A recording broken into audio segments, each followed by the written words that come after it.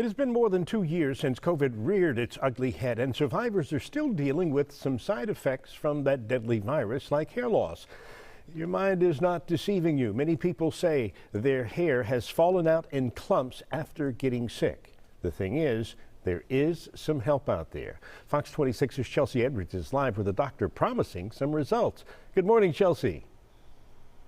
Hey, good morning. Yes, alopecia is getting a lot of Google searches after the Oscar situation of the other night. So we've got Dr. Leola Anifowoshe again to tell us a little bit more about it. You told us about 12 different kinds, but what we've been seeing recently is this COVID alopecia.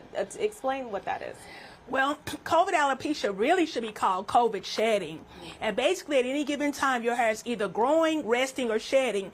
But once your body has been exposed to either medications or that level of stress, it pushes more hairs into the resting phase. So where instead of 100 hairs being there may be thousands. So after 3 months of having COVID or any severe heat to your body, you will start seeing excessive shedding. But by looking at that shedding, the stress response will freak anybody out. So now you've elevated to a higher level of stress. And so now you're indoctrinating something else to the COVID shedding, which is the stress response. And that causes even further hair shedding and hair loss. So will that go away on its own, or are people seeking treatment for it? It could, and it usually does. However, if it does not, then that's what we trichologists are for.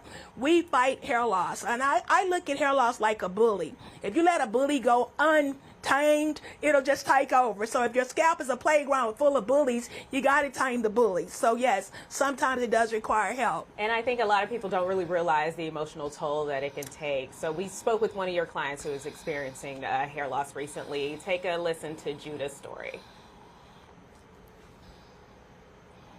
This was over a period of years, and I have thin hair anyways, but to have it start falling out was really concerning, because in the shower normally I would get like a chunk of hair, and then brushing it I got another chunk, and so it was always falling out. Oh, another thing, I mean, this is just logistics. So when you're cooking and everything, you don't want your hair falling in all the food. I tried everything. And then when she suggested this stem cell therapy, within a week, probably less than a week, when I took a shower, and doing this with my hair, it didn't all fall out in my hands. So I don't usually get my hair cut very often, but I'm actually going to go and get it trimmed. Judah's really excited about getting her hair trimmed. She mentioned the stem cell therapy, but you also have a different therapy as well. And tell us about this one. So this is an advanced treatment we use here. This is called low-level laser therapy. This is a Class 2 FDA-approved device. What makes this so unique, and plus we work on men and women, what makes this so unique is that it pushes blood and protein to the cells. So everything when it comes to hair loss is cell rejuvenation. So we're very excited about this. We have 2 different kinds depending on the level of hair loss. So this goes up 20 levels. We don't start everybody at level 20. It's an advanced treatment, and it seems to have very good results. So what determines whether somebody does the stem cell therapy or the laser treatment? Well, more often than not, it's a multi-therapeutic approach. It's not one thing fits all. So if someone is still on a stem cell therapy, they may also use this to enhance. So they use the stem cell coupled with our products. So it's the multi-therapeutic approach that gives us extraordinary results out of this clinic.